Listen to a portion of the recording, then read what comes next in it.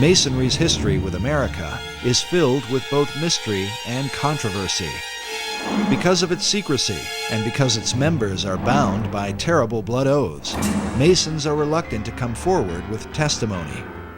It's a secret society. It has always been a secret society. And to reveal anything about these secret societies ensures your death. And people who've tried to expose Masonry, even to this very day, risk their lives in doing it. Yet from the shadows, some light appears. When you actually go into Masonry in the first 3 degrees, why, if you promise that if you are ever reveal any of the secrets of Masonry in the first degree, why you'll have your tongue cut out, and you'll have you'll be buried in the sands of the sea up to the level of your neck at the level of low tide. And at the second degree, I believe they cut out your heart, and the third degree, they're going to cut out your entrails and burn them.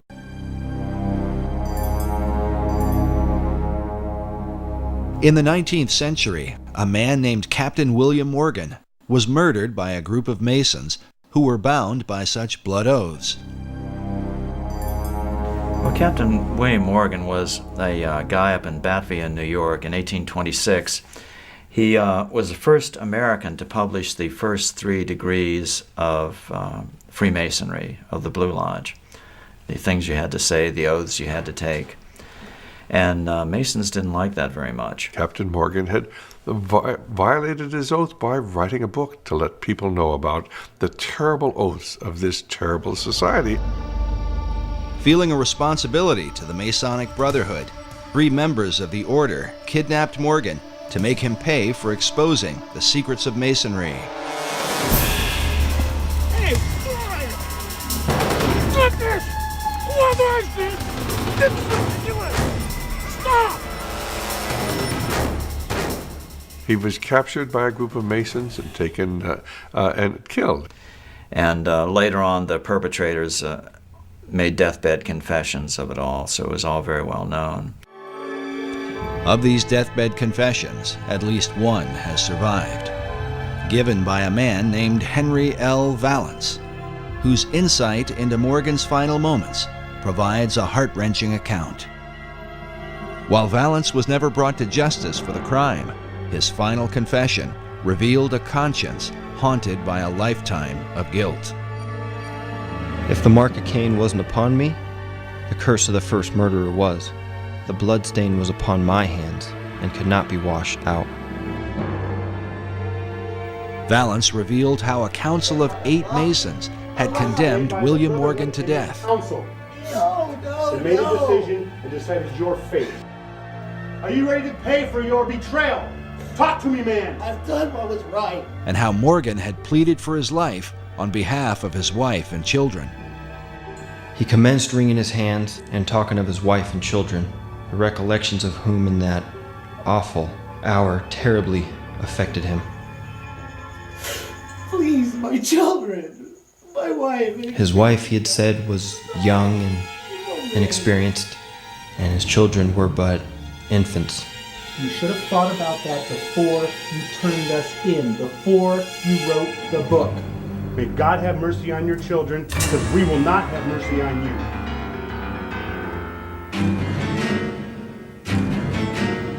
Despite Morgan's plea for mercy, Valance and his fellow Masons were determined to carry out their grim task.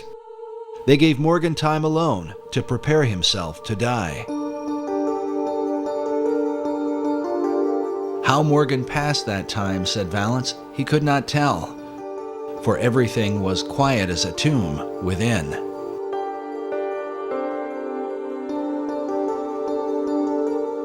When they returned, they bound his hands and led him away to the awful fate they had prepared for him. The story was he was actually drowned after being mistreated horribly for a period of time.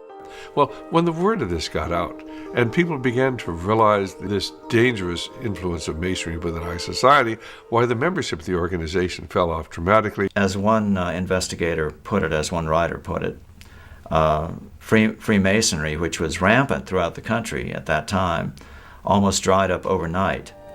The public outrage over Morgan's death was profound.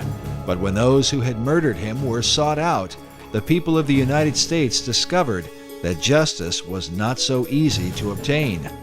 The reason was given by the Reverend Charles Finney in his book, The Character, Claims, and Practical Workings of Freemasonry, first published in 1869. Finney was a former Mason who lived through the Morgan affair.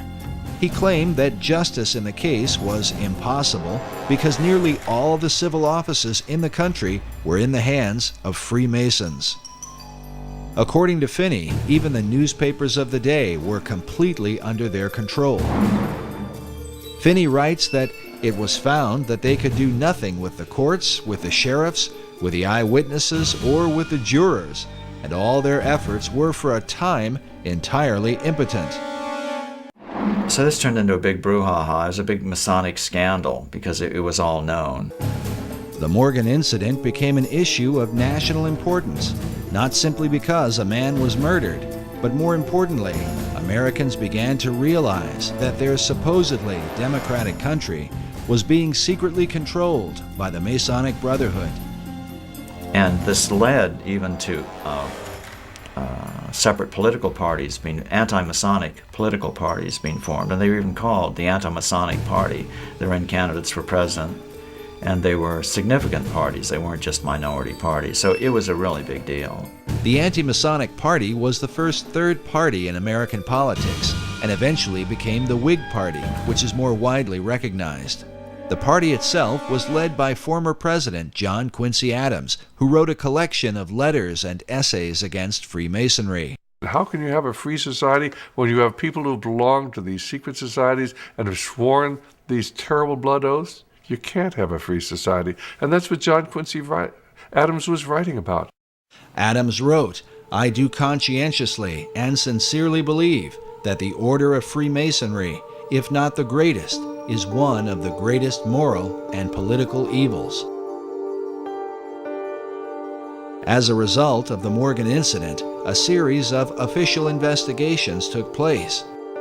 In 1829, a New York State Senate committee published its findings on Masonry, stating that its members were found in almost every place where power is of any importance. 5 years later, in 1834, a joint committee in Massachusetts reported that Masonry was, quote, "a distinct independent government within our own government and beyond the control of the laws of the land by means of its secrecy." Well, the influence of Masonry has always been here since those days. And, of course, within 15 or 20 years, why the membership of Masonry had reconstituted itself. It said they got down to only about 5,000 members there when Masonry was really exposed. But people soon forgot about the terrible things that had happened. And the fact that if you were a Mason, they really would kill you. Most people look upon Masonry as simply a fraternity, and these oaths have no meaning. But tragically, they do. A monument was erected in Batavia, New York, and remains to this day, in remembrance of what happened to William Morgan. The inscription on its base reads, "To the memory of William Morgan, a native of Virginia, a captain in the War of 1812, a respectable citizen of Batavia, and a martyr to the freedom of writing, printing, and speaking the truth. He was abducted from near this spot in the year 1826 by Freemasons and murdered for revealing the secrets of their order." The monument goes on to tell the reader where they can find the historical records that document the Morgan account.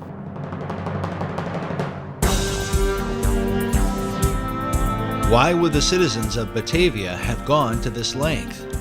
Crimes are committed every day, and people sometimes murdered. Why draw attention to William Morgan? Did they desire to warn future generations? Was it because the people of that time recognized, as Charles Finney asserts in his book, that America was being controlled by Masons from behind the scenes?